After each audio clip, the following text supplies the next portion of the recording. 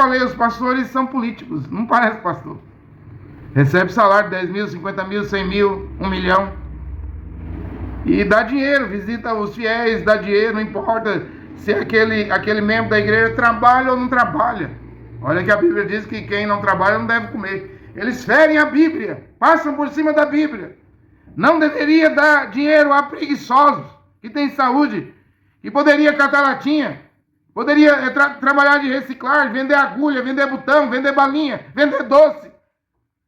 Como eles têm dinheiro demais da conta, fica aí regando, dando um dinheirinho para um, para outro, para se por acaso ele cometer um adultério, a igreja tiver que expulsar e antes fazer uma votação, esse pastor político, apolitizado, já politicou toda a congregação. Agora, lá, nos dias de Paulo, Paulo disse que estavam abandonando a fé por causa do dinheiro. Estavam deixando de congregar, abandonando as congregações, parando de pregar, parando de ser um diácono, talvez, parando de ser um presbítero, talvez, parando de ser um membro lá, um irmão do corpo do Machia, por causa do desejo desenfreado pelo amor ao dinheiro. Por quê? Porque as congregações não geravam lucro. Igual a revista Forbes, acho que a americana, vai colocar o Edir Macedo, o Valdemiro, o Malafaia, também cantores gospel como os maiores milionários do mundo. Lá não havia isso. A fé dos irudinhos, porque Kefas e os outros 11 apóstolos, porque Matias substituiu o Judas Iscariotes, a Bíblia diz isso no livro de Atos, esses 12 apóstolos vão sentar em 12 tronos, julgar as 12 tribos de Israel. Não tinha dinheiro, não tem ouro, não tem prata, disse Kefa, que você chama de Pedro, disse não, que você chama de João. E vemos também o apóstolo Paulo, Shaul, pobre, nem capa para o inverno.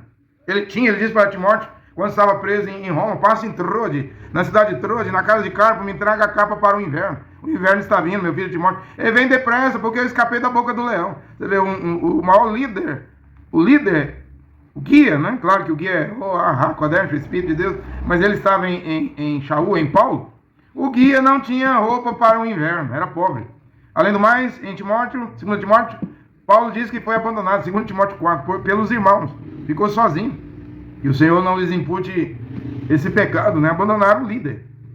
A sorte, ao Deus dará, né? Acabou sendo decapitado, cortado seu pescoço pelo imperador romano Nero, ano 66, ano 67.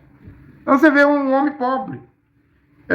E suas comunidades, Keilah, congregações, não eram congregações e comunidades para tornar um homem rico, igual hoje. Um homem vira apóstolo, profeta, vira bispo, vira pastor, logo está de Ferrari, Land Rover, Toyota, fazendona, chacrona, mansão, casa na beira da praia, apartamento em grande arranha-céu, ou morando em condomínio fechado, na Zona Sul, lugar seguro, onde tem pouco roubo, pouco bandido, pouco assalto, embora tem problema nesses lugares.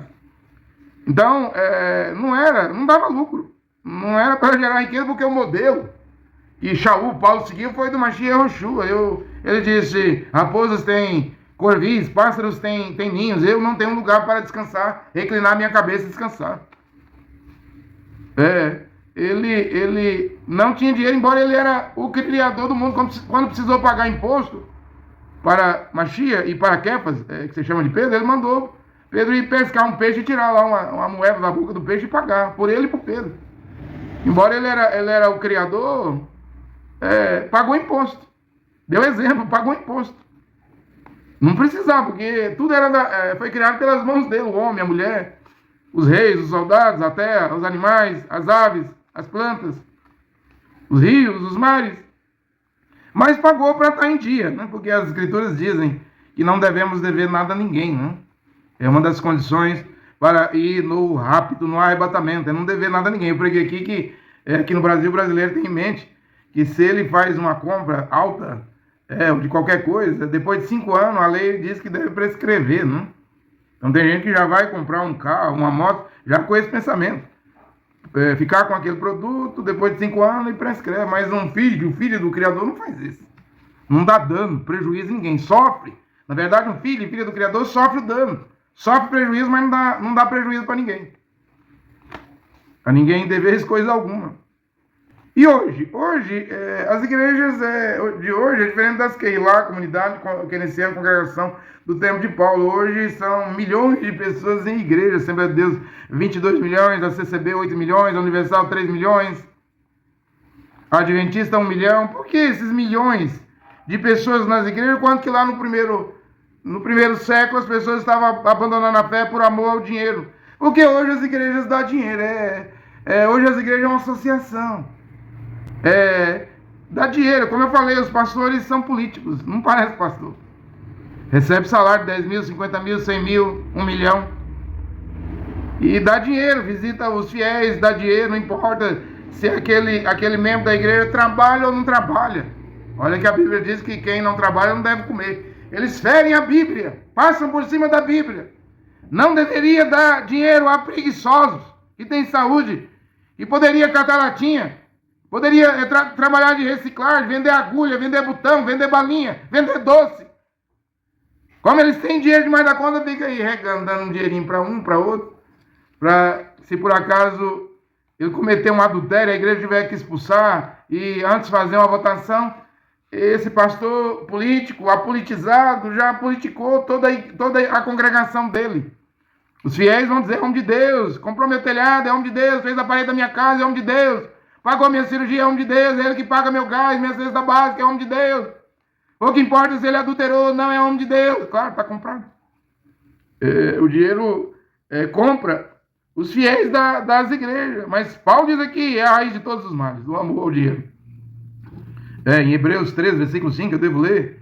Paulo diz aqui que o amor ao dinheiro não inspire a vossa conduta. Contentai-vos com o que tendes. Machia Oxu diz, se tendes o que comer e o que vestir, estejais felizes. Porque a vida não passa disso. Um rico, quando morre, ele pode ter um grande túmulo. O pobre é 7 palmos, né? 7 palmos debaixo da terra. O rico pode ter um túmulo aí, um mausoléu. Mas o caixão dele vai ocupar ali 45 centímetros só. E ali dentro do túmulo não entra caminhonete, não entra apartamento, não entra fazenda, não entra conta do banco, não entra empresa. Os negócios dele, ele é como o apóstolo Paulo diz, nu viemos ao mundo, não trouxemos nada, nu sairemos do mundo. Só vamos levar, no caso dos Kadosh, dos santos, vamos levar a fé. A fé que uma vez foi dada aos santos. É a única coisa que levaremos para o outro lado da vida, porque esta fé, certeza do que se espera, prova do que se não vê, como Abraão e Sara.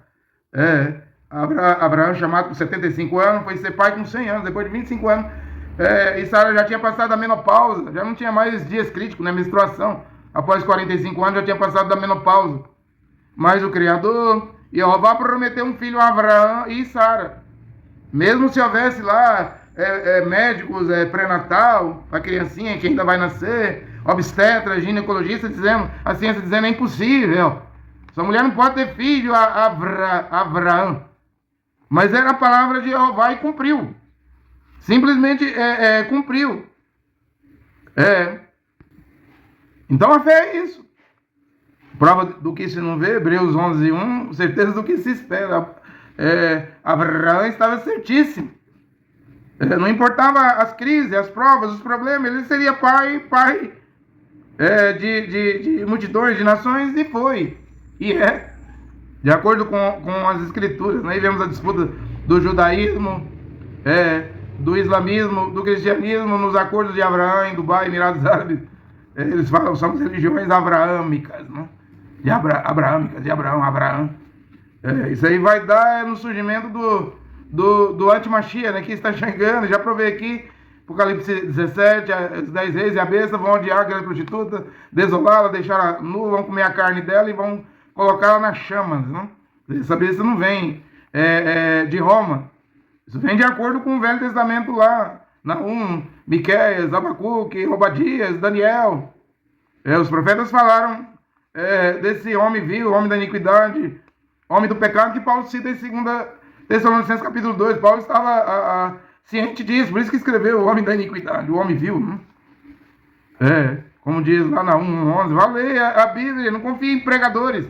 No final das contas, Deus não vai cumprir o Corão, dogma, escatologia, credo, RI, regulamento interno. Deus vai cumprir a Bíblia, as escrituras sagradas.